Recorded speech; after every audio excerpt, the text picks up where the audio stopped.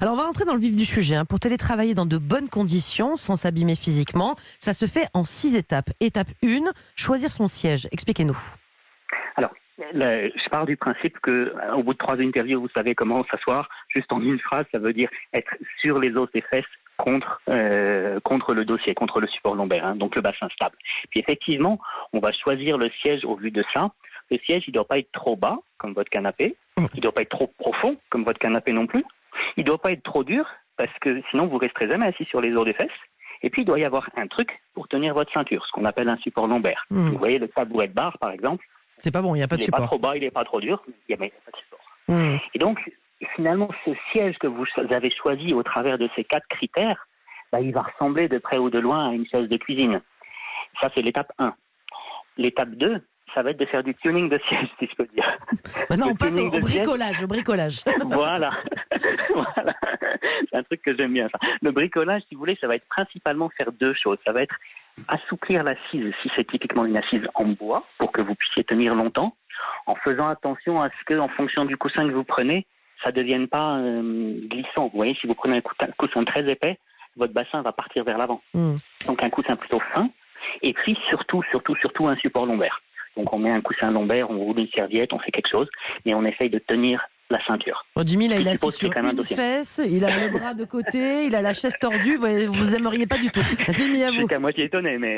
Oui. En tout cas, je suis plutôt bon en maths. Après l'étape 2 vient l'étape numéro 3, si je dis pas de bêtises. Et donc là, il faut choisir une bonne table de travail. Comment est-ce qu'on fait ?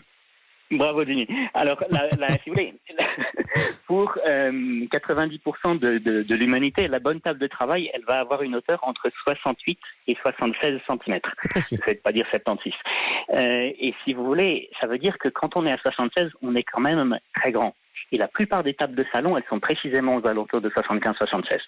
Donc, souvent, la table que vous avez... Une table, c'est une bête planche sur 4 pieds, mais il faut encore qu'elle soit à la bonne hauteur.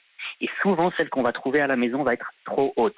Et c'est là où on va devoir faire peut-être un retour à l'étape 2, qui est de se dire « il faut que je rehausse le siège Ouais, c'est ça. pour me retrouver avec un bureau qui est plus ou moins à la hauteur de mes coudes. Et puis ma hauteur, c'est pas la hauteur de mon mari, ni la hauteur de mon fils. Si tout le monde télétravaille au même endroit, il va falloir adapter chaque assise pour chaque personne. Étape 4. C'est la loi de télétravail en famille, ouais. C'est ça. Étape 4, Olivier Girard, il faut protéger sa nuque. Comment on fait pour protéger sa nuque en télétravail ? On la protège en 2 endroits. On la protège d'une part en allant chercher clavier souris juste sous les doigts. C'est-à-dire que je ne veux pas voir la souris qui se balade justement du côté de votre mari. Elle doit être là où vos doigts sont quand vous avez les coudes le long du corps. Et puis, donc ça, c'est toute la partie épaule.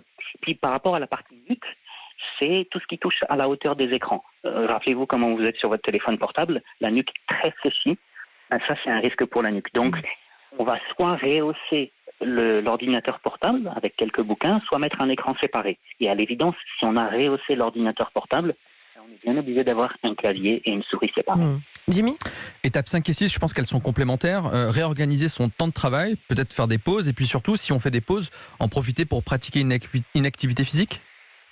Oui, en fait, les 4 premières étapes sont vraiment des étapes biomécaniques. On s'assure que vous êtes bien assis. Mais même bien assis, vous ne pouvez pas rester l'éternité. Et donc, il va falloir organiser des pauses. Les pauses dont on parle à l'étape 5, elles vont être d'autant plus fréquentes que votre posture est sous-optimale. Si vous avez réussi à faire un super bon boulot, vous pouvez être assis, mettons à peu près pendant une demi-heure sans avoir besoin de vous lever. Au bout d'une demi-heure, c'est quand même recommandé. Si vous avez fait de votre mieux mais que c'est pas top, on peut peut-être descendre même à un quart d'heure ou quelque chose comme ça. Oui, se lever tous les quarts d'heure et marcher un peu, quoi, c'est ça. Oui, ce qui ne veut pas dire qu'on ne travaille plus. Là, au moment où vous parliez, je suis en train de me lever. Je fais 3 pas, je suis toujours en interview avec vous, donc je travaille toujours. Alors moi, je peux pas me lever parce qu'il faut que je reste à côté du micro, mais quand je vous ai téléphoné l'autre jour, tous les coups de fil, on peut les faire en marchant, ça faut pas l'oublier. Exactement, exactement. Merci beaucoup Olivier Girard, vous restez